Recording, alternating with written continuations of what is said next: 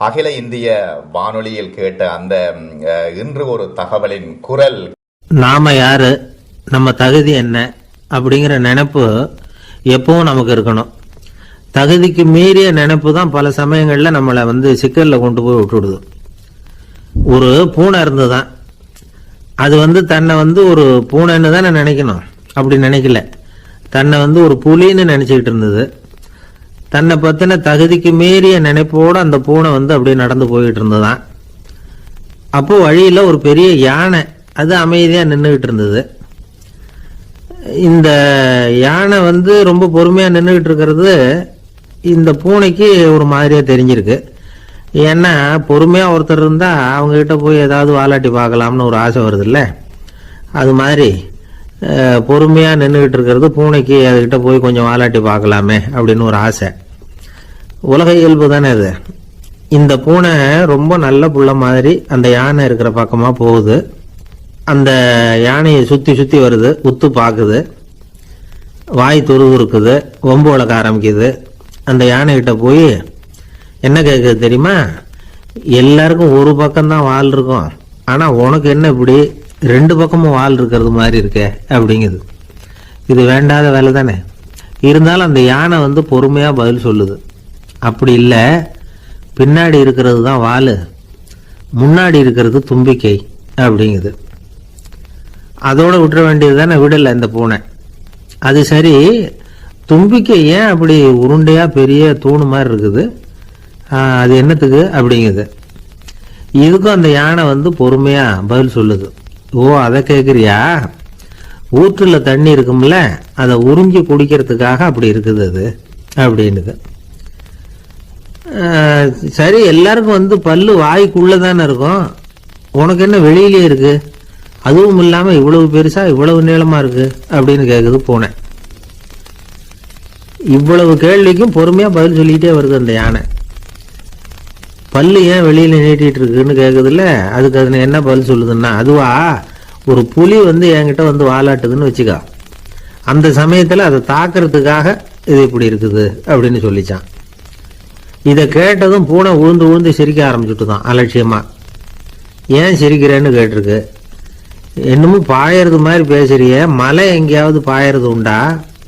நீ கருப்பா பெருசா இருக்கிற மலை மாதிரி இருக்கிற, உன்னால எப்படி பாய முடியும், அது முடியாத காரியம் அப்படின்னு சொல்லிவிட்டு மறுபடியும் சிரிக்குது இந்த பூனை. என் உடம்ப பார்த்துட்டு தானே மலைன்னு சொல்ற, நான் பாய வேண்டிய அவசியம் இல்லை, என்னுடைய எதிரியை பாய வச்சிருவேன் அப்படின்ட்டு. எப்படி பாய வைப்பேன்னு கேட்டுதான் பூனை. உன்னை பாய வைக்கிறேன் பார் அப்படின்னு சொல்லி அந்த பூனையை அப்படியே தும்பிக்கையால லேசா தூக்கி வேகமா விட்டெறிஞ்சுதான். எங்கேயோ போய் தூரத்துல பொத்துன்னு விழுந்தது அந்த பூனை. அப்பாடான்னு இடுப்பு பிடிச்சிக்கிட்டே எழுந்திரிச்சு நின்று பாக்குது. தூரத்துல அந்த யானை இன்னமும் பொறுமையா ஆனா கம்பீரமா நின்றுகிட்டு இருக்குது. இப்பதான் அந்த பூனைக்கு ஞானோதயம் பிறகுதான். யானை பாய வேண்டிய அவசியம் இல்லை, அதுக்கு நீளமா தும்பிக்கை இருக்குது அப்படிங்கறத அது புரிஞ்சுக்கிட்டு தான். வலியாரிடம் வாயாடக்கூடாது அப்படிங்கிற பாடத்தை இந்த பூனை கத்துக்கிட்டது. இந்த காட்சி பாவேந்தர் பாரதிதாசன் கைவண்ணத்துல ஒரு கவிதையா உருவெடுத்து வருது. பாவேந்தர் எழுதின கவிதை என்ன தெரியுமா? இரண்டு பக்கமும் வாலா என்றது பூனை, எதிரிலே தும்பிக்கை என்றது யானை, உருண்ட துதிக்க ஏனோ என்றது பூனை, ஊற்று நீரை உறிஞ்ச என்றது யானை, திரண்டு நீண்ட பல் ஏன் என்றது பூனை, சீரும் புலியை தாக்க என்றது யானை, இருண்ட மலை பாயாதென்றது பூனை, எடுத்தெறிந்தது பூனையை போய் யானை. இந்த கவிதையில ஒரு பாடமும் இருக்கு, படமும் இருக்கு. அதாவது இதை படிக்கவும் முடியுது, பார்க்கவும் முடியுது. வலியார்கிட்ட வாயாடக்கூடாதுங்கிற சின்ன பிள்ளைங்க மட்டும் இல்ல, பெரியவங்களுக்கும் தேவையான கருத்தை இதுல இருந்து நாம புரிஞ்சுக்க முடியுது. ஒருத்தன் அப்படிதான் ஆத்தங்கரையில பொறுமையா உட்காந்துக்கிட்டு இருந்த இன்னொருத்தனை போய் தலையில கூட்டினான். அவன் பார்த்தான், உடனே ₹1 எடுத்து இவன் கையில கொடுத்தான். இவனுக்கு ஒன்றும் புரியல. அவன் சொன்னான், இந்த ஊர்ல இப்படி ஒரு வழக்கம், யாரை கூட்டினாலும் ஒரு கூட்டுக்கு ₹1 வீதமா கொடுத்துடுறது பழக்கம் அப்படின்னு பொறுமையா சொல்லியிருக்கிறான். இவனுக்கு ரொம்ப ஆசை உண்டாயிட்டுது. உடனே ஊருக்குள்ள ஓடினான். கொஞ்ச நேரம் கழிச்சு திரும்பி ஓடி வந்தான். அந்த முதல் ஆசாமியை மறுபடியும் பார்த்தான். உங்க பேச்சை கேட்டுட்டு ஊருக்குள்ள போய் ஒரு பெரிய ஆசாமியை பார்த்து அவன் தலையில 10 குட்டு கூட்டினேன், ஆனால் அவன் உடனே என்கிட்ட இருந்ததை எடுத்து என் கையிலேயே கொடுத்துட்டான் அப்படின்னா. என்னத்தை பணத்தையான்னு கேட்டிருக்கிறான். இல்லை பல்லு அப்படின்னு சொல்லி கையில் காட்டினான். எல்லாமே நாற்காலிக்கு ஆசைப்படாதவர்கள் அப்படின்னு சொல்லிட முடியாது. ஏன்னா நிறைய பேர் நாற்காலிக்கு ஆசைப்படுறவங்கள நாம் பார்க்குறோம். உட்கார்றதுக்கு ஒரு நாற்காலி கிடைச்சிடாதா, அதோட ஒரு கால் உடஞ்சி முக்காலியாக இருந்தாலும் பரவாயில்ல, ஒரு மாதிரியாக அனுசரித்து உட்காந்துக்கலாம் அப்படின்னு அலையிறவங்க எத்தனை பேர்?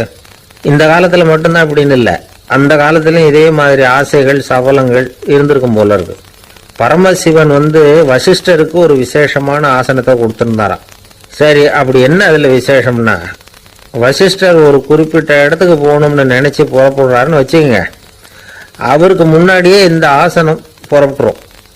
போய் ஒரு வசதியான இடமா பார்த்து இருந்துக்கும். வசிஷ்டர் போவார். அங்கே போனதும் எங்கே உட்காரலாம்ங்கிற இட பிரச்சனையெல்லாம் அவருக்கு ஏற்படுறதில்ல. அதுதான் இவருடைய இருக்கை அங்கே முன்னாடியே போய் காத்துக்கிட்டு இருக்குதே. நேராக போவார், அதில் உட்காந்துக்குவார். மற்ற முனிவர்கள்லாம் இதை பார்த்தாங்க. அவங்களுக்கு பொறாமையாக இருந்துதான். எல்லாரும் ஒரு இடத்துல கூடி இதை பற்றி பேசியிருக்கிறாங்க. என்ன இது, நாமளும் அவரை மாதிரி தானே இருக்கிறோம், இருந்தாலும் நமக்கும் அது மாதிரி ஒரு ஆசனம் கிடைக்கலையே அப்படின்னு யோசனை பண்ணியிருக்காங்க. சரி, நேராக பரமசிவன்கிட்டே போவோம், இதை பற்றி கேட்போம் அப்படின்னு நினச்சிக்கிட்டு போனாங்களாம். பரமசிவனை பார்த்துருக்குறாங்க. ஐயா, நாங்களும் முனிவர்கள் தானே, வசிஷ்டர் பண்ணுறது மாதிரி நாங்களும் உங்களை குறித்து கடும் தவம் பண்ணிக்கிட்டு தானே இருக்கிறோம். அப்படி இருக்கும்போது அவருக்கு மட்டும் ஏன் இந்த விசேஷ சலுகை அப்படின்னு கேட்டிருக்காங்க. அதுக்கு பரமசிவன் சொன்னாராம், முனிவர்களே, உங்கள் கேள்விக்கு நான் பதில் சொல்கிறேன், ஆனால் அதுக்கு முன்னாடி நீங்கள் ஒரு காரியம் பண்ணணும்னாராம். என்ன செய்யணும் சொல்லுங்கன்னு இருக்காங்க. நீங்கள் ஒவ்வொருத்தரும் தனித்தனியாக போய் உங்களை விட உயர்ந்த ஒருத்தரை தேடி கண்டுபிடிச்சி அவருக்கு அதிதி பூஜை பண்ணி அவரை ஒரு மண்டலத்துக்குள்ளே என்கிட்ட அழைச்சிட்டு வந்துருங்க அப்படின்னாராம்.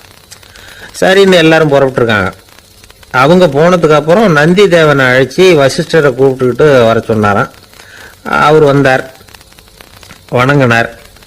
வசிஷ்டரே, இன்னையிலேருந்து ஒரு மண்டலத்துக்குள்ளே உங்களை விட தாழ்ந்தவர் ஒருத்தரை தேடி கண்டுபிடிச்சி அவருக்கு அதிதி பூஜை பண்ணி அவரை என்கிட்ட கூப்பிட்டுட்டு வாங்கன்னு விட்டார். சரின்னு இவரும் புறப்பட்டு போயிட்டார். கொஞ்ச நாள் ஆச்சு. முனிவர்கள்லாம் திரும்பி வந்தாங்க. பரமசிவன் முன்னாடி நின்னாங்க.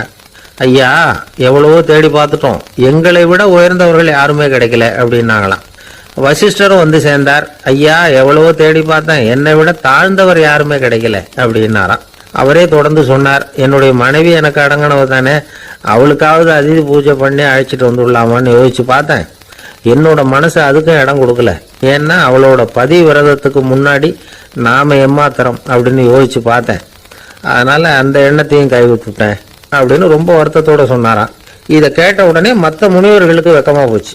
இந்த உலகத்துல நம்மளை விட மேலானவங்க யாருமே இல்லைன்னு நாம நினைச்சோம். வசிஷ்டரோ தன்னை விட தாழ்வானவங்க யாருமே இல்லைன்னு நினைக்கிறார். பரமசிவன் ஏன் அந்த ஆசனத்தை அவருக்கு மட்டும் கொடுத்தார் அப்படிங்கிற கேள்விக்கான பதில் அவங்களுக்கு கிடைச்சிட்டு தான். இந்த காலத்துல நாம எப்படி நினைக்கிறோம்னா, எல்லாரும் நம்மளை விட மட்டமானவங்கன்னு நினைக்கிறோம். அதனால நாம மட்டும் நாற்காலியில் உட்காந்தா போதும் அப்படின்னு நினைக்கிறோம். ஏமாந்து போனவங்க சந்தர்ப்பம் பார்த்து காலை வாரி விட்டுடுறாங்க, கீழே விழுந்து காலை உடைச்சிக்கிறோம். அதுதான் இன்னைக்கு நடக்கிறது. ஒரு அம்மா தன்னோட வீட்டுக்காரரை ஒரு மனோதத்துவ டாக்டர்கிட்ட அழைச்சிட்டு போனாங்களாம். என்ன ப்ராப்ளம்னு கேட்டிருக்காரு டாக்டர். எங்கள் வீட்டுக்காரர் அடிக்கடி நாற்காலியில் உட்காந்து காலை உடைச்சிக்கிறார் அப்படின்னாங்களாம். அப்படின்னா அந்த நாற்காலியில் தான் ஏதோ கோளாறு அப்படின்னாராம் டாக்டர். அப்படி இருக்க முடியாது டாக்டர் அப்படின்னாங்களாம் அந்த அம்மா. அது எப்படி அவ்வளோ உறுதியாக சொல்கிறீங்கன்னு கேட்டிருக்காரு அந்த டாக்டர். எங்கள் வீட்டில் நாற்காலியே கிடையாது டாக்டர், இவர் இருக்கிறதா நினச்சிக்கிட்டு உட்கார்றார், அதுதான் ப்ராப்ளம். அப்பா, மின்சார பல்பு ஃபீஸா போயிட்டுது, வேற ஒன்று வாங்கி மாட்டணும் அப்படின்னா பையன். சரி, போய் புதுசா ஒன்று வாங்கிட்டு வாடா அப்படின்னு காசு கொடுத்தாரு அப்பா. இவன் ஓடி போய் வாங்கிட்டு வந்தான். அப்பா கிட்ட கொடுத்தான். அவர் மாட்டினார். அதுக்கப்புறம் அவரை பார்த்து ஒரு கேள்வி கேட்டான். ஏன்பா, இந்த பல்பு ஏன் உடைய மாட்டேங்குது அப்படின்னா. இது என்னடா கேள்வி, நாம கீழே போடல அதனால உடையலன்னார். அப்பாவோட புத்திசாலித்தனா அவ்வளவுதான். ஆனா பையன் கேட்டது அந்த அர்த்தத்துல இல்ல. ஒரு மின்சார பல்பு குமிழின் கண்ணாடி இருக்குல்ல, அதோட கனம் எவ்வளவு இருக்கும்? ஒரு 1/2 மில்லிமீட்டர் அவ்வளவுதான் இருக்கும் அந்த கனம். அவ்வளவு மெலிசா இருக்கிற ஒரு கண்ணாடி குமிழ இந்த ஹோல்டர்ல மாற்றம் நம்ம விரலால அழுத்தி பிடிச்சி திருக வேண்டியிருக்கு அந்த சமயத்துல. அப்படி செய்யறப்ப அது உடையறது இல்ல. நம்ம விரலோட அழுத்தத்தை தாங்கி நிற்கிற அளவுக்கு அதுக்கு பலம் எங்க இருந்து வந்தது? இதுதான் பையன் கேட்ட கேள்வியோட அர்த்தம். இந்த காலத்து பிள்ளைங்களுக்கு விஞ்ஞான அறிவு அதிகம், அதனால இப்படி எல்லாம் கேள்வி கேட்பாங்க. அப்பாவுக்கு தெரியுதா இல்லையான்னு சோதிக்கிறதுக்காக கூட இப்படி கேட்பாங்க. இந்த மாதிரி சோதனைக்கெல்லாம் இந்த காலத்து அப்பாக்கள் தயாரா இருக்கணும், இல்லைன்னா பையன் அலட்சியமா நினைச்சிருவோம். மின்சார பல்பு கண்ணாடி மெலிசா இருந்தாலும் நாம அழுத்தி பிடிக்கிறப்போ அது உடையாம இருக்கிறதுக்கு காரணம் நாம இயற்கையோட ஒரு தத்துவத்தை அதுல பயன்படுத்தி இருக்கிறோம். அது என்ன இயற்கையின் தத்துவம்? அதுதான் முட்டை ஓட்டு தத்துவம். இது இயற்கை உருவாக்கின ஒரு தத்துவம். ஆதி காலத்திலேயே இயற்கை இந்த தத்துவத்தை உருவாக்கி விட்டது. அதாவது பறவைகளோட முட்டை ஓடு எப்படி இருக்கு, அதோட கனம் எவ்வளவு இருக்கும்? மின்சார பல்பு மாதிரி தானே, ரொம்ப மெலிசா தான் இருக்கு. பறவைகள் இனவிருத்திக்காக முட்டை போடணும். அந்த முட்டை எப்படி இருக்கணும்? இயற்கை கொஞ்சம் யோசிச்சு பார்த்தது. முட்டை ஓடு ரொம்ப கனமா தடிமனா இருந்தா உள்ள வளர்ற குஞ்சு அதை உடைச்சிக்கிட்டு வெளியில வர முடியாம போயிடும். அதே நேரத்துல அது ரொம்ப மெலிசா இருந்தா தாய் பறவைகள் அது மேல உட்காந்து அடகாக்குறப்போ உடல் எடை தாங்க முடியாம முட்டைகள் உடைஞ்சு போயிடும். என்ன பண்றது? முட்டை பலமாவும் இருக்கணும், பலம் இல்லாமல் இருக்கணும். குஞ்சு அதை உடைச்சுக்கிட்டு வெளியில வரணும். தாயால அது உடையக்கூடாது. ஒரே நேரத்துல உறுதியாகவும் உறுதி இல்லாமலும் முட்டை ஓடு அமையணும்னா அது எப்படி சாத்தியம்? இது கொஞ்சம் குழப்பமாவும் நமக்கு புரியாத மாதிரி இருக்குது இல்ல. அதனாலதான் இதை தத்துவம் அப்படின்னு சொல்றோம். முட்டை ஓட்டு தத்துவம் இயற்கை கண்டுபிடிச்ச ஒரு அபூர்வமான அமைப்பு. அதுதான் முட்டை வடிவம்.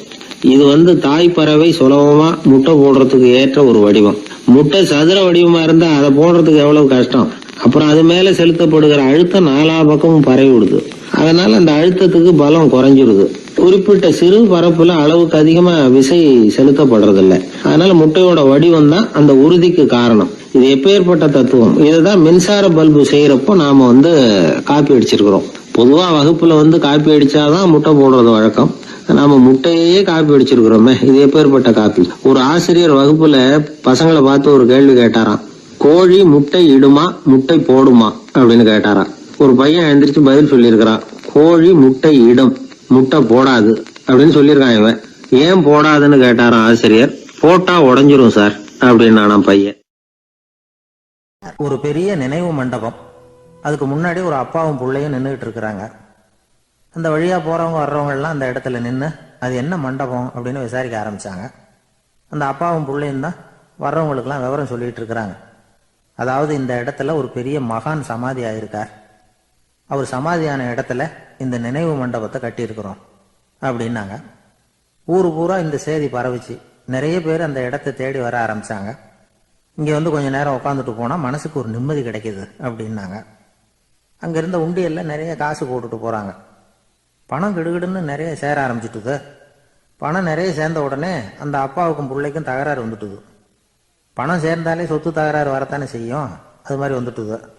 பையன் அடிக்கடி நிறைய பணம் கேட்க ஆரம்பிச்சான். அப்பா பார்த்தார், யோசனை பண்ணார், ஒரு முடிவுக்கு வந்தார். ஒரு நாள் பையனை கூப்பிட்டார். இதை பாருப்பா, நமக்குள்ள தகராறு வேணாம். அப்பாவும் பிள்ளையும் இப்படி சண்டை போட்டுக்கிட்டா பார்க்குறவங்க தப்பா நினைப்பாங்க. அதனால நமக்குள்ள சமரசமா இதை தீர்த்துக்குவோம், என்ன சொல்ற அப்படின்னார் அப்பா. சரி நான் பையன். உடனே அந்த அப்பா என்ன பண்ணார் தெரியுமா? மகன்கிட்ட கொஞ்சம் பணத்தை கொடுத்தார். தன்கிட்ட இருந்த ஒரு கழுதையையும் கொடுத்தார். இதை வச்சு நீ பொழைச்சிக்கோ அப்படின்னு சொல்லி அனுப்பி வச்சுட்டார். மகன் அந்த கழுதையை இழுத்துக்கிட்டு அடுத்த ஊருக்கு போனான். வழியிலேயே அந்த கழுதை செத்து போச்சு. உடனே என்ன பண்ணலாம்னு யோசனை பண்ணான். ஒரு ஐடியா வந்தது. அந்த கழுதைய ஒரு சாலை ஓரமா புதைச்சான். கையில் இருந்த பணத்தை வச்சு அந்த இடத்துல ஒரு கல் மண்டபம் கட்டினான். அந்த வழியா 2 பேர் வந்தாங்க. இது என்ன மண்டபம்னு விசாரிச்சாங்க. இந்த இடத்துல ஒரு பெரிய மகான் சமாதி ஆயிருக்கிறார் அப்படின்னா. இந்த செய்தி ஊர் பூரா பரவ ஆரம்பிச்சுட்டுது. நிறைய பேர் வந்து போக ஆரம்பிச்சாங்க. இங்க வந்தா மனசுக்கு ஒரு பெரிய நிம்மதி கிடைக்குது அப்படின்னு வேற சொல்ல ஆரம்பிச்சாங்க. வர வர கூட்டம் அதிகமா வர ஆரம்பிச்சுட்டுது. உண்டியல்ல பணம் நிறைய சேர்ந்துட்டுது. நகையெல்லாம் கூட கழட்டி காணிக்கையா போட ஆரம்பிச்சுட்டாங்க. அப்பாவை விட மகன் பெரிய ஆளாயிட்டான். இதை கேள்விப்பட்டார் அப்பா. பையனை பார்த்துட்டு வரலாம்னு ஒரு நாள் புறப்பட்டு வந்தார். பையன் ஓஹோன்னு இருக்கிறான். பங்களா, காரு எல்லாம் வந்துட்டுது. எப்படிடா இந்த அளவுக்கு ஆனே அப்படின்னு விசாரிச்சார். அப்பா, எல்லாம் உங்க ஆசீர்வாதம் தான். நீங்க கொடுத்த மூலதனத்தை வச்சுதான் இவ்வளவும் சம்பாதிச்சேன் அப்படின்னு நான் பையன். அது எப்படிறான்னு விசாரிச்சார்.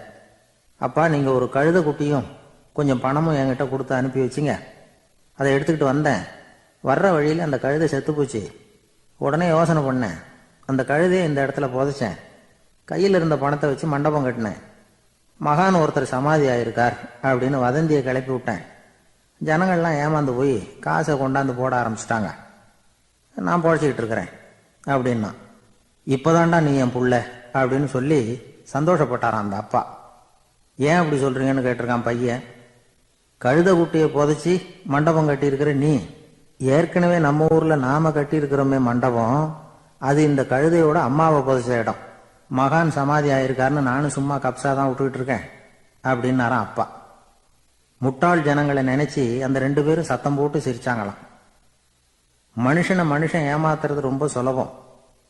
என் கூட படிச்ச ஒருத்தன் திடீர்னு ஒரு நாள் எல்லாருக்கும் அருள் வாக்கு சொல்ல ஆரம்பிச்சுட்டான். அவன் ஒரு ஆபீஸ்லயும் வேலை பார்க்கறான். ஆபீஸில் உள்ளவங்கெல்லாம் அவங்ககிட்ட வந்து அருள் வாக்கு கேட்கறது வழக்கம். ஒரு நாள் நான் அவன் முன்னாடி போய் உட்காந்து பேசிக்கிட்டு இருந்தேன். அப்போ அதே ஆபீஸில் வேலை பார்க்குற ஒருத்தர் அவங்ககிட்ட வந்து, சுவாமி, என் மேஜையில் வச்சிருந்த பேனா திடீர்னு காணாமல் போட்டுது, அது திரும்ப கிடைக்குமா எனக்கு அப்படின்னு கேட்டார். இவன் கண்ணை உருட்டி பார்த்துட்டு, அது உனக்கு கிடைக்காது, புதுசாக வேற ஒன்று வாங்கிக்கப்போ அப்படின்னா. சரின்னு அவர் போயிட்டார். அவர் போனதுக்கு அப்புறம் நான் மெதுவாக இவனை பார்த்து, அது எப்படிடா அது உனக்கு கிடைக்காதுன்னு அவ்வளோ உறுதியாக அவர்கிட்ட சொன்னேன் அப்படின்னு கேட்டேன். இவன் மெதுவாக என் காதுகிட்ட வந்து, அந்த பேனாவை கிளப்புனதே நான் தான் அப்படிங்கிறான். ஒரு ரயில் வேகமாக போயிட்டு இருக்கு. அது ஒரு ரயில்வே ஸ்டேஷனில் கொஞ்ச நேரம் நின்றுது. அப்போ அதில் ஒரு ஆள் ஏறினார். தலையில் ஒரு மூட்டையை வச்சிருந்தார். மூட்டையை தலையில் சுமந்துக்கிட்டே உள்ளே வந்தார்.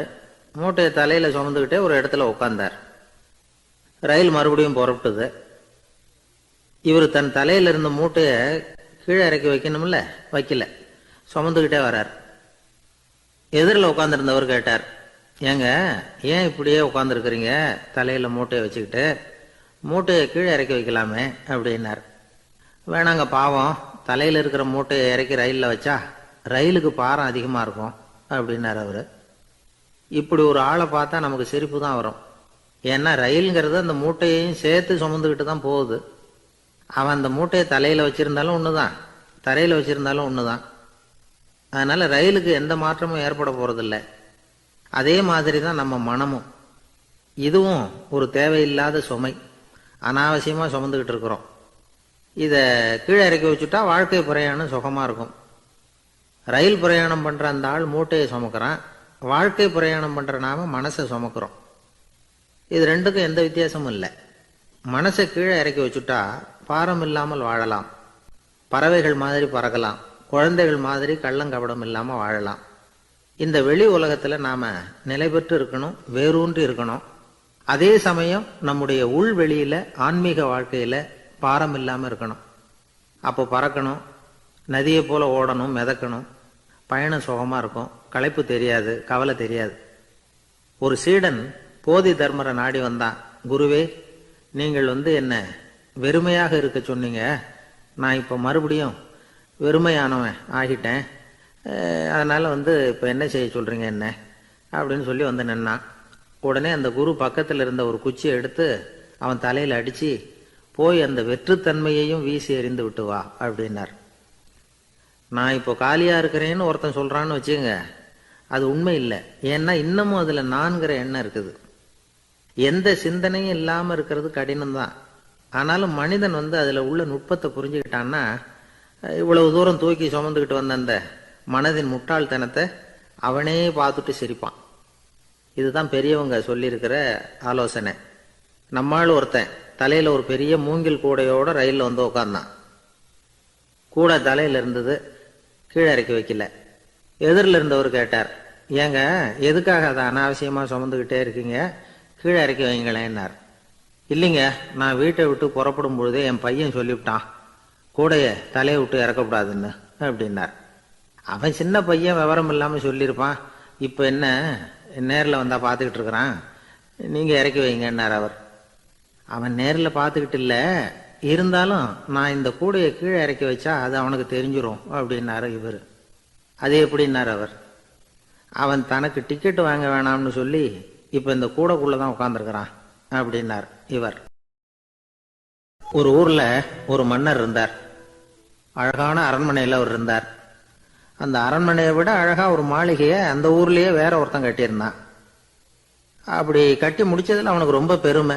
எத்தனையோ செல்வந்தர்கள்லாம் பார்த்துட்டு இந்த மாளிகையை விலைக்கு கொடுத்துட்றியா, எவ்வளவு விலை சொன்னாலும் சரி நாங்கள் வாங்கிக்கிறதுக்கு தயாராக இருக்கோம் அப்படின்னு சொல்லி கேட்டு பார்த்துட்டாங்க. நான் இதை விற்கிறதுக்கு தயாராக இல்லை அப்படின்னு சொல்லிவிட்டான். அவ்வளவு சிறப்பாக கலை அம்சத்தோடு அதை கட்டி முடிச்சிருக்கிறான். அதுவே ஒரு பெரிய அரண்மனை மாதிரி இருந்ததுன்னா பார்த்துங்களேன். சுற்றிலும் அழகான பூந்தோட்டம். ஒரு நாள் அவன் எங்கேயோ வெளியூர் போயிட்டு திரும்பி வந்துகிட்டு இருக்கிறான். அப்போது அந்த மாளிகை தீப்பெட்டி எரிஞ்சிக்கிட்டு இருக்கு. பதறி போட்டான். விலைக்கு கேட்டவங்க யாராவது இதை செஞ்சுருக்கணும், இல்லைன்னா மன்னரே செய்த சதியோ என்னவோ, இப்படிலாம் அவனுக்கு சந்தேகம். ஒரு மூலையில் உட்காந்து அழ ஆரம்பிச்சிட்டான். அந்த சமயத்தில் அவனுடைய மகன் அங்கே ஓடி வந்தான். அப்பா அழாதீங்க, இதை நான் நேற்று ராத்திரியே நம்ம ஊர் மன்னருக்கு வித்துட்டேன். இதை கட்டி முடிக்க நமக்கு எவ்வளவு செலவாச்சோ அதை போல் 3 மடங்கு விலைக்கு வித்துட்டேன். கவலைப்படாதீங்க, இதை விட அழகான மாளிகையை நாம் புதுசாக கட்டிக்கலாம்னா. இதை கேட்டதும் அழுதுகிட்டு இருந்தவன் அழுகையை நிறுத்தினான், சிரிக்க ஆரம்பிச்சுட்டான். இதே இடத்த நான் வந்து மன்னர்கிட்ட இருந்து விலைக்கு வாங்குவேன், இதை விட அழகான மாளிகையை கட்டுவேன் அப்படின்னு சுற்றி நின்று எல்லார்கிட்டையும் சொல்லிக்கிட்டு இருந்தான். இந்த சமயத்தில் அவனோட இளைய மகன் ஓடி வந்தான். அப்பா, அண்ணன் சொன்னதெல்லாம் சரிதான், மன்னர்கிட்ட விலை பேசினதெல்லாம் உண்மைதான், ஆனால் வித்தது பேச்சு அளவில் தான். இனிமே தான் பத்திரம் வாங்கணும், எழுதணும், நீங்கள் கையெழுத்து போடணும், பதிவு பண்ணணும், மன்னர்கிட்ட பணம் வாங்கணும். அதுக்காகத்தான் உங்களை எதிர்பார்த்துக்கிட்டு இருந்தோம். அதுக்குள்ளே இப்படி ஆயிட்டுதுன்னா. இப்போ சிரிச்சுக்கிட்டு இருந்தவன் சிரிப்பை நிறுத்தினான். மறுபடியும் குழந்தை மாதிரி அழ ஆரம்பிச்சுட்டான். இது ஒரு சம்பவம். இதிலிருந்து என்ன தெரியுது? அந்த அழகான மாளிகை தன்னுடையது அப்படின்னு நினைக்கும் பொழுது அவனுக்கு அழுகை வந்தது. அது தன்னுடையது இல்லை அப்படின்னு நினைக்கிற போது சிரிப்பு வந்தது. மறுபடியும் அது தன்னுடையது தான் அப்படிங்கிற உணர்வு வரும்பொழுது அழுகை. எது எதிலிருந்து நீ நீங்கி இருக்கிறாயோ அது அதிலிருந்து உனக்கு துன்பம் இல்லை அப்படிங்கிறார் திருவள்ளுவர். இந்த உடம்பு என்னுடையதில்லை அப்படிங்கிற உணர்வு வந்துட்டா அது ஒரு பெரிய நிலை. அந்த நிலை வந்து வரணும். எல்லாத்தையும் பயன்படுத்திக்கலாம், ஆனால் பற்றில் விழுந்துடக்கூடாது. உலகத்தில் இருங்கள், ஆனால் உலகத்தவராக இருக்காதீர்கள். உலகிற்குள் இருங்கள், உலகம் உங்களுக்குள் வந்துவிட அனுமதிக்காதீர்கள். விலகி இருங்கள், விழித்திருங்கள், மௌனமாய் பார்த்திருங்கள் அப்படிங்கிறது சான்றோர் கருத்து. செய்ய வேண்டிய கடமையிலிருந்து விலகி இருக்கிறவர்கள் நம்ம கிட்ட நிறைய பேர் உண்டு. அப்படிப்பட்ட ஒருத்தர் டாக்டர் கிட்ட போனார். டாக்டர், நான் ஒரு கவர்மெண்ட் ஆஃபீஸில் வேலை பார்க்குறேன், எனக்கு ஒரே அசதியாக இருக்கு, என்னை சோதிச்சு பாருங்க, ஆலோசனை சொல்லுங்க ஏதாவதுன்னார். டாக்டர் அவரை பரிசோதனை பண்ணி பார்த்துட்டு சொன்னார், இதோ பாரு, உனக்கு இப்போ தேவைப்படுறது முழு ஓய்வு. நீ எவ்வளவு சீக்கிரமா ஆபீஸுக்கு போறியோ அவ்வளவுக்கு உனக்கு நல்லது அப்படின்னாராம். ஒரு ஆள் இருந்தார். அவரு தன்னை ஒரு குருன்னு சொல்லிக்கிட்டார். மௌன குரு, வாயை திறக்கிறது இல்லை. அவருக்கு 2 சீடர்கள் உண்டு. இவங்க தான் வர்றவங்க கிட்ட பேசுவாங்க, விளக்கம் கொடுப்பாங்க. ஒரு நாள் இந்த சீடர்கள் 2 பேரும் எங்கேயோ வெளியில போயிட்டாங்க. அந்த நேரம் பார்த்து ஒருத்தர் அங்க வந்தார். குரு கிட்ட போனார். குருவே, புத்தர்னா என்ன அப்படின்னு கேட்டார். குருவுக்கு ஒன்றும் புரியல. அவர் உண்மையான குருவா இருந்தாவில் புரியும். திருன்னு முழிக்க ஆரம்பிச்சார். இந்த நேரம் பார்த்து இந்த சீடர்களும் எங்கேயோ போயிட்டாங்களே, என்ன பண்றது, உதவிக்கு யாராவது கிடைக்க மாட்டாங்களா அப்படின்னு அப்படி சுற்றுமுற்றும் பார்த்தார். வந்தவர் இதை கவனிச்சார். ஏதோ புரிஞ்சுக்கிட்டவர் மாதிரி அடுத்த கேள்வியை கேட்டார். தர்மம்னா என்ன சுவாமி அப்படின்னார். குருவுக்கு ரொம்ப சங்கடமா போச்சு. நம்ம நிலைமை இப்படி ஆயிட்டுதே, இக்கட்டில் விட்டுட்டு போயிட்டாங்களே எங்கேயோ, இப்படி மாட்டிக்கிட்டோமே அப்படின்னு சொல்லி விட்டத்தை பார்த்தாராம். அப்புறம் குனிஞ்சு தரைய பார்த்தார். அப்படியே உட்காந்துட்டார். வந்தவர் உடனே அடுத்த கேள்விக்கு போயிட்டாராம். தியானம்னா என்ன சுவாமின்னாராம். பாவம் என்ன பண்ணுவார் அந்த குரு, பேசாம கண்ணை கெட்டியா மூடிக்கிட்டார். இது ஏதடா வம்பா போச்சுன்னு. இவர் இப்படி பண்ணா கூட வந்தவர் சளைக்கல. இன்னொரு கேள்வியும் கேட்டார். ஆசீர்வாதம்னா என்னன்னாராம். இவர் பார்த்தார், இப்படியே போனா இவர் கேள்வி கேட்கறத நிறுத்த மாட்டார்னு நினைச்சுக்கிட்டு எனக்கு ஒண்ணுமே தெரியாதுங்கிற பாவனையில 2 கையையும் விரிச்சு காட்டினாராம். வந்தவர் முகத்துல மகிழ்ச்சி, மன நிறைவு, ஏதோ எல்லாம் புரிஞ்சுக்கிட்ட ஒரு மாதிரி அங்கிருந்து புறப்பட்டு போனார். வழியில அந்த குருவோட சீடர்கள் 2 பேரையும் சந்திச்சார். உங்க குருவை நாங்க பார்த்துட்டு வரோம் அப்படின்னாராம். இவரு என்ன நடந்ததுன்னு கேட்டிருக்காங்க அவங்க. இவர் விவரமா சொன்னாராம். உங்க குரு தெரியுமா, எப்பேற்பட்ட ஞானி தெரியுமா, புத்தர்னா என்னன்னு கேட்டேன். அதுக்கு அவர் அப்படியும் இப்படியும் பார்த்தார். அதுக்கு என்ன அர்த்தம் தெரியுமா, மக்கள் புத்தரை அங்கேயும் இங்கேயும் தேடுறாங்க, உண்மையில அவர் அங்கேயும் இங்கேயும் தேடி கண்டுபிடிக்க முடியாது அப்படிங்கிறத அவர் செய்கை மூலமா உணர்த்தினார். அதுக்கப்புறம் தர்மம்னா என்னன்னு கேட்டேன். ஒரு மேலையும் கீழையும் பார்த்து தர்மம் சமமானது, அதில் உயர்வு தாழ்வு இல்லை அப்படிங்கிறத உணர்த்தினார். அதுக்கப்புறம் தியானம்னா என்னன்னு கேட்டேன். கண்ணை மூடிக்கிட்டார். கண்ணை மூடி காணும் அற்புதம் அதுங்கிறத புரிஞ்சுக்கிட்டேன். கடைசியா ஆசீர்வதிக்கப்படுறது பற்றி கேட்டேன். கைகளை நீட்டி உதவுறது தான் அது அப்படிங்கிறத 2 கையையும் விரித்து உணர்த்தினார். எவ்வளவு பெரிய மகான் அவர் அப்படின்னு சொல்லிவிட்டு அவர் பாட்டுக்கு போயிட்டார். சீடர்கள் அதுக்கப்புறம் மெதுவாக குரு கிட்ட வந்து சேர்ந்தாங்களாம். அவங்கள பார்த்ததும் குருவுக்கு கோபம் வந்துட்டுது. அடே பாவிகளா, எங்கடா போய் தொலைஞ்சிங்க? நான் ஒரு ஆளுகிட்ட மாட்டிக்கிட்டு என்ன பாடுபட்டிருக்கேன் தெரியுமா அப்படின்னாராம். இது மாதிரி தான் சாதாரண மனிதர்களின் புற வேடங்களில் மயங்கி போயிடுறோம். அவங்க பேச்சு, செய்கை, பார்வை இதில் எல்லாம் ஏதோ பெரிய தத்துவம் இருக்கிறதாக நினச்சிக்கிறோம். உண்மையிலேயே அந்த தத்துவங்கள் யாருக்கு சொந்தம்? அவங்களுக்கு இல்லை, நமக்கு தான் சொந்தம். நாம தானே அதை கற்பிச்சுக்கிட்டோம். நம்மை நாம அடையாளம் கண்டுக்கிறது இல்லை. நாம யாருங்கிறது நமக்கு புரியறது இல்லை. அதுதான் இன்னைக்கு நடக்கிறது. அதனால தான் அடுத்தவங்களை தேடி ஓடிட்டு இருக்கிறோம். சில வீடுகளில் கூட இது மாதிரி சைகைகள் உண்டு. சில குடும்ப தலைவர்கள் தினமும் காலையில் கண்ணை கெட்டியாக மூடிக்கிட்டு கை 2ஐயும் சுத்தமாக விரித்து வச்சுக்கிட்டு உட்காந்து தியானம் பண்ணுறது வழக்கம். எதுக்காக அப்படி பண்ணுறீங்கன்னு ஒருத்தரை பார்த்து கேட்டேன். இந்த மாதம் வாங்கின சம்பளம் பூரா தீர்ந்து போச்சு, இனிமேல் என் கையில் சுத்தமாக ஒன்றும் இல்லை, புதுசாக எதுவும் செலவு வச்சுடாத அப்படிங்கிறத அப்படி உள்ளங்கை 2ஐயும் விரித்து காட்டி அவங்களுக்கு உணர்த்துறேன், அவ்வளவுதான் அப்படின்னு. ஒரு நாள் ஒரு நண்பரை சந்தித்தேன். உங்கள் வீடு எதுன்னு உங்களுக்கு தெரியுமா சார்ன்னு. அவர் என்ன ஒரு மாதிரியாக பார்த்தார். அப்புறம் சொன்னார், தெரியும் அப்படின்னாரு. சரி, உங்கள் தொலைபேசி எண் உங்களுக்கு தெரியுமான்னு. அதுவும் தெரியும்னார். உங்கள் மனைவி மக்கள் யார் யாருன்னு உங்களுக்கு தெரியுமான்னு கேட்டேன். என்ன ஒரு மாதிரியாக பார்த்தார். அப்புறம் சொன்னார், அதுவும் தெரியும் சார் அப்படின்னார். சரி, நீங்கள் யாருன்னு உங்களுக்கு தெரியுமான்னு கேட்டேன். இப்போதான் அவர் முழிக்க ஆரம்பிச்சார். அவர் மட்டும் அப்படி இல்லை, நாம எல்லாருமே அப்படிதான். எதிரில் நிற்கிறது யாருங்கிறது தெரியும், நாம யாருன்னு நமக்கு தெரியாது. உண்மையிலேயே நாம யார்? இந்த கேள்விக்கான பதில தான் வாழ்க்கை பூரா நாம தேடிட்டு இருக்கிறோம். புத்தர் என்ன சொல்றாரு தெரியுமா? நீங்க கடவுளை பத்தி கவலைப்பட தேவையில்லை, உங்களை பத்தின கவலை உங்களுக்கு இருந்தா போதும் அப்படிங்கிறார்.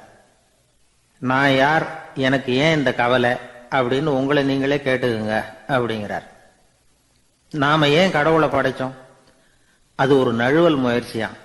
அதாவது தன்னிடமிருந்து தானே தப்பிக்கிற ஒரு முயற்சியாம். இப்படிதான் அதை சொல்றாங்க அறிஞர்கள்லாம். மக்கள் பொய்யான பிரச்சனைகள்ல ஆர்வமா இருக்கிறாங்க, அதுக்கு தீர்வு காணவும் முயற்சி பண்றாங்க.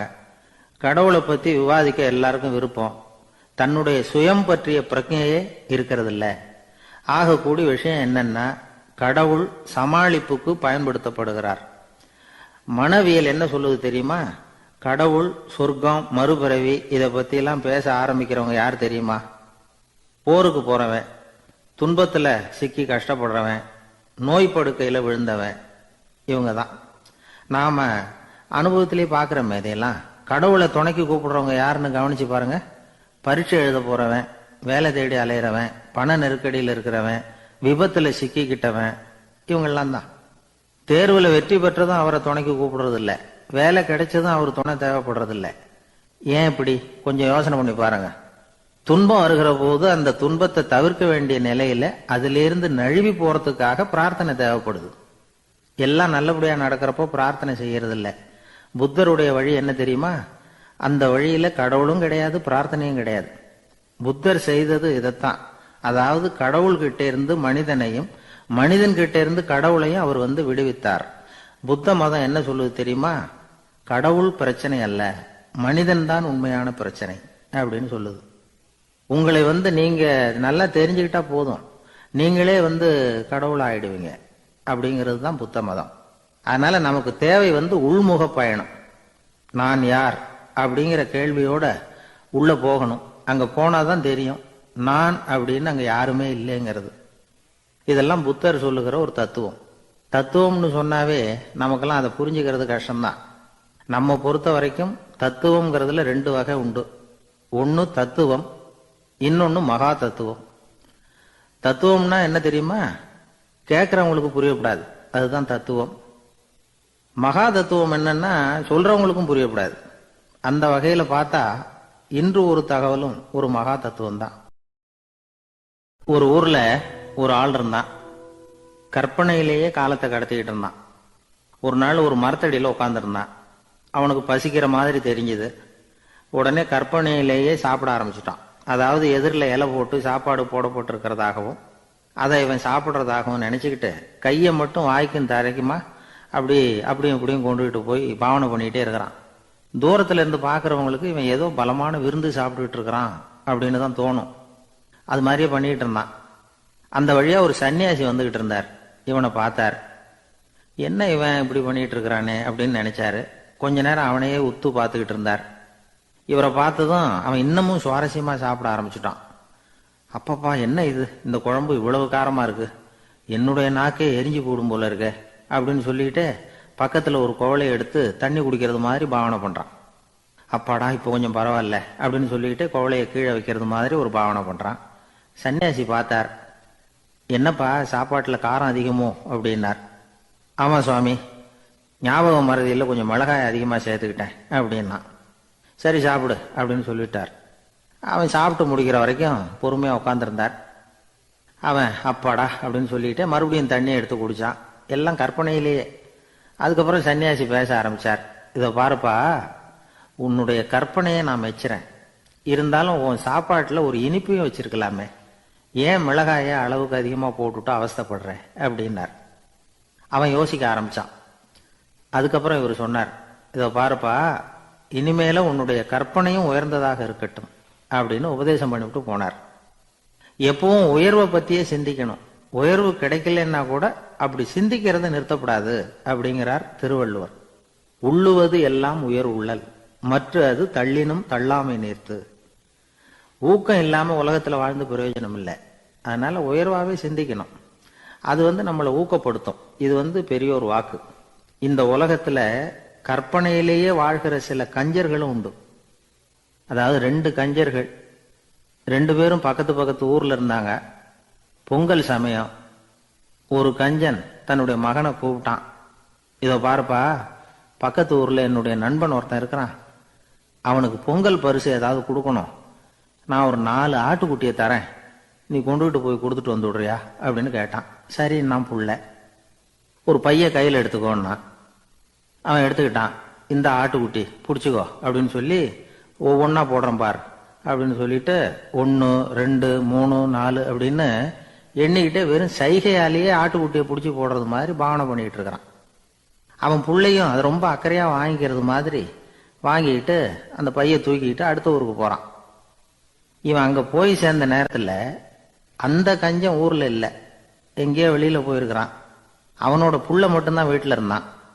இவன் அவன்கிட்ட, இதை பாரு, எங்க அப்பா உங்க அப்பாவுக்கு ஆட்டுக்குட்டி கொடுத்து அனுப்பியிருக்கிறாரு, பிடிச்சிக்கோ அப்படின்னு சொல்லி பாவனையிலேயே ஒவ்வொன்னா எடுத்து அவன்கிட்ட கொடுத்துட்டான். அவனும் வாங்கிட்டான் வாங்குறது மாதிரி. அப்புறம் சொன்னான், சரிப்பா, நானும் பதிலுக்கு ஏதாவது ஒன்றுகிட்ட கொடுக்கணும் இல்லையா, அதனால அந்த பைய புடி, ஒரு 10 எலும்பிச்சம்பழம் தரேன், பதிலுக்கு அதை நீ எடுத்துட்டு போ அப்படின்னு சொல்லி கையாலேயே ஒவ்வொன்றா எடுத்து போடுறது மாதிரி பாவனை பண்ணிவிட்டான். அவனும் ரொம்ப நன்றி அப்படின்னு சொல்லிவிட்டு அதை வாங்கிட்டு போயிட்டான். கொஞ்ச நேரம் கழிச்சு வெளியில போயிருந்த அப்பங்காரன் திரும்பி வந்தான். உள்ள சொன்னான், அப்பா, உன்னோட நண்பர் அவருடைய மகன் மூலமா உனக்கு 6 ஆட்டுக்குட்டி கொடுத்து அனுப்பியிருந்தார், நானும் பதிலுக்கு ஒரு 10 எலுமிச்சம்பழம் கொடுத்து அனுப்பியிருக்கிறேன் அப்படின்னா. எப்படிடா கொடுத்தேன்னு கேட்டார் அப்பா. இப்படிதான் கொடுத்தேன்னு சொல்லி சைகையிலேயே காட்டினான். இதை பார்த்ததும் அப்பங்காரனுக்கு பயங்கரமா கோவம் வந்துட்டுது. பலார்னு அரைஞ்சுட்டான் பையனை. ஏன்பா அரைஞ்ச, 10 எலுமிச்சம்பழம் கொடுத்துட்டேனே அப்படிங்கிறதுக்காகவா அப்படின்னு கேட்டான். அது கூட பரவாயில்ல, நீ காட்டுற சைகையை பார்த்தா ஆரஞ்சு பழம் சைஸுக்கு இருக்குதே, அவ்வளவு பெருசா ஏன் கொடுத்த, அதுதான் எனக்கு கோபம் அப்படின்னா.